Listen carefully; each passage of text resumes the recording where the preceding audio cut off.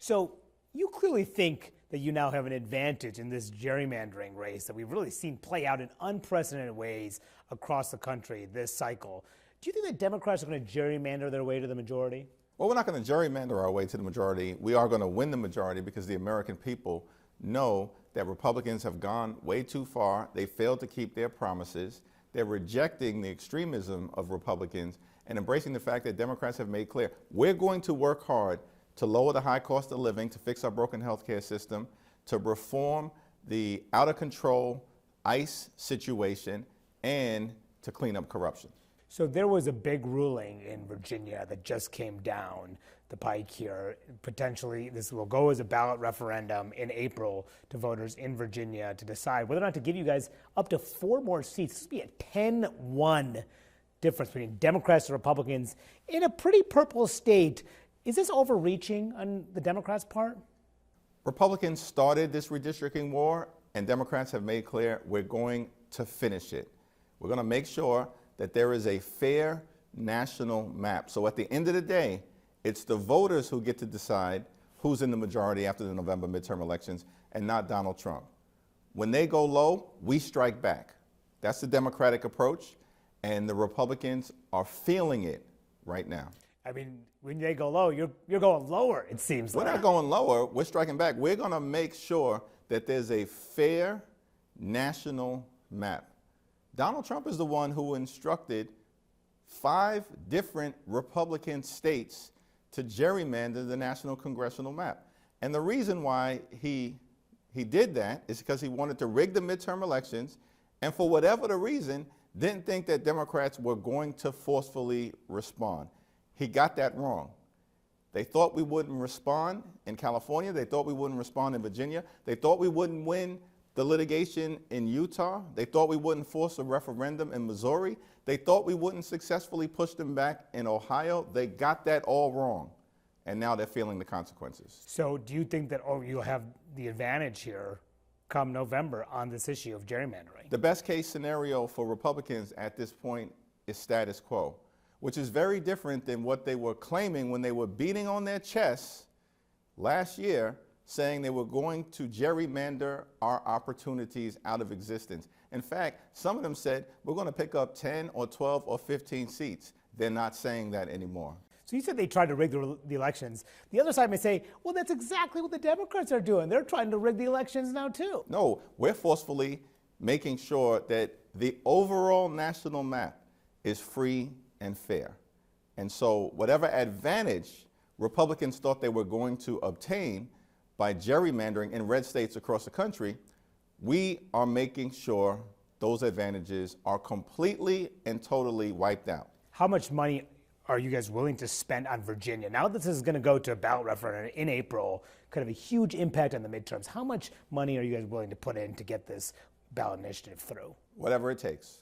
I mean, that sounds like a lot. It could be several, maybe a multi-million-dollar campaign. We will spend tens of millions of dollars to make sure that the Republicans do not successfully manipulate voters in Virginia, and that voters have all of the information necessary to make a decision around whether they want Donald Trump to rig the midterm elections and halt the ability for the American people to decide who's in the majority, or whether the people of Virginia and the people of America should be the ones to decide. Do you worry about the cash situation with these outside groups? I mean, the DNC, we're sitting in the DNC building right now.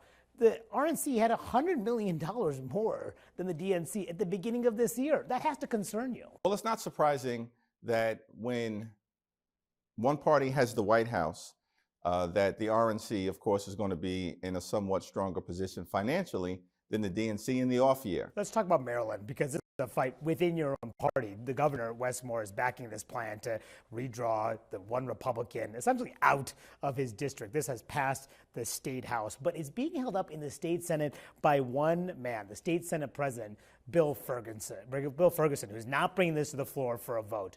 What are the implications if he continues to stand against you and your party? Well, I'm not convinced that he's going to be successful.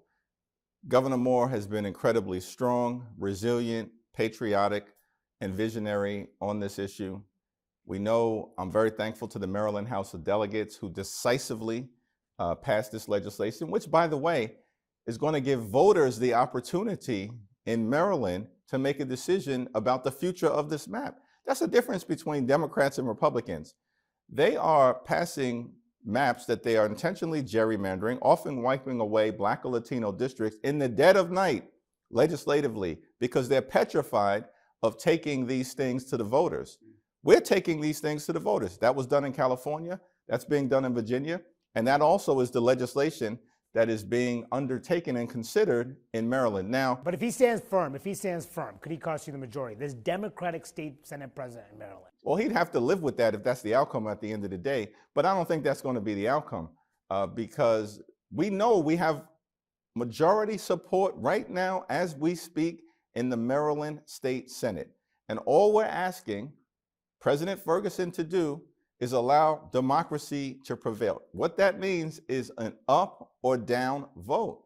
One man shouldn't stand in the way of the people of Maryland through their representatives in the state Senate being able to decide, should we go in this direction or should we not answer Donald Trump's continued efforts to rig the midterm elections? He seems to be concerned that this could lead to legal challenges and it could even backfire for your party. Is he right? Could it backfire? He's not right. Have you spoken to him? To Ferguson? Yeah, Ferguson. I haven't spoken to Ferguson in several weeks. You plan to? Well, at some point I'm going to have a conversation with him if he continues to stand in the way of an up or down vote, but hopefully over the next few days, he'll change his mind. Okay, so there's also the possibility that the Supreme Court could really change things on the Voting Rights Act. It could even impact things this cycle. Does that worry you that the Supreme Court could come in and really undermine your chances to take back the majority? I think it's important for the Supreme Court to stay consistent. And just 2 years ago or so, in the Alabama case, Justice Roberts and Justice Kavanaugh affirmed the continued importance of Section 2 of the Voting Rights Act.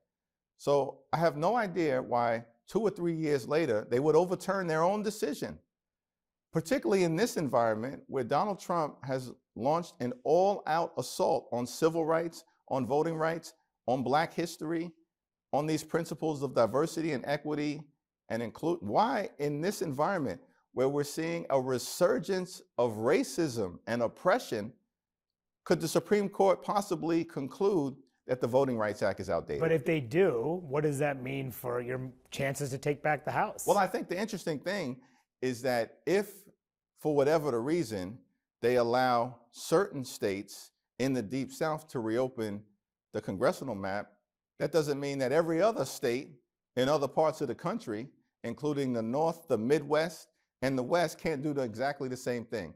So I would caution Republicans, be careful what you wish for. They've already gone down this road once before, and they've seen the outcome. This whole gerrymandering scheme has completely and totally backfired on them. Do they want to double down on that failed effort?